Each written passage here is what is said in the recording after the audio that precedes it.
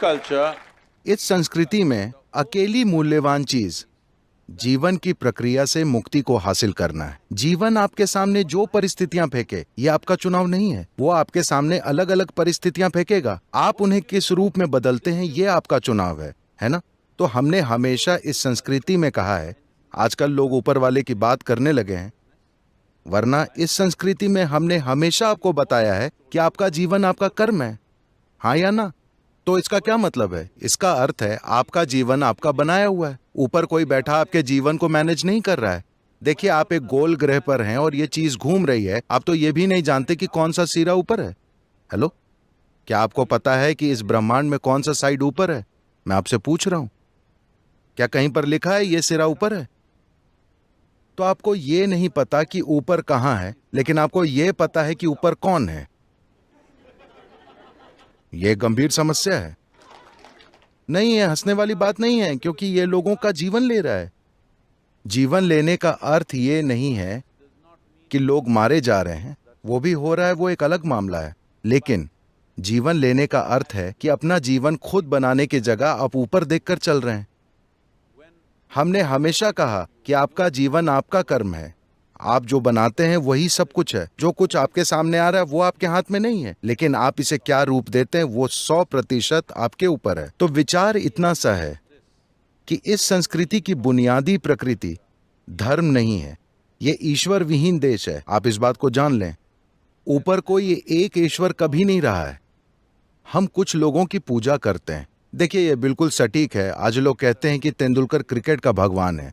जीवन के किसी भी क्षेत्र में जब इंसान अधिक महानता हासिल करता है, किसी सामान्य इंसानी स्तर से अधिक, तो हम कहने लगते हैं, ओह, वो भगवान के समान है, वो देव है। यहां भगवान शब्द का इस्तेमाल सबसे ऊंची हस्ती के रूप में कभी नहीं हुआ। यहां पर हमेशा उन लोगों की बात होती है जो आमतौर पर इंसानी क्षमता से परे महानता का प्रदर्शन करते हैं, जिनको देव कहा जाता है। इसलिए हमारे 33 करोड़ देवी देवता हैं। आपको और अधिक बनाने चाहिए, कोई समस्या नहीं है, क्योंकि ये इस पृथ्वी की अकेली ऐसी संस्कृति है जो समझती है कि भगवान हमने बनाए हैं। सभी को लगता है कि भगवान ने उन्हें बनाया है। इस समय पूरे देश में गणेश चतुर्थी का उत्सव चल रहा है। देखिए, ये एक बेहतरीन उदाहरण है। हमारे द्वारा भगवान बनाया गया, हम उनको ऊपर रखते हैं। अगले 10 दिनों तक या 1 महीने हमारा पूरा जीवन उनके आसपास होता है। पूरी भावनाएं, भजन, नृत्य, संगीत, हर चीज। लेकिन जब जाने का समय आता है, हम उनको पानी में विसर्जित कर देते हैं। हमने भगवान को बनाया, उनकी पूजा की, उसका आनंद लिया और उनका इस्तेमाल करके खुद को ऊर्जा से भरा, और जब सब हो गया, हमने उनको पानी में घोल दिया।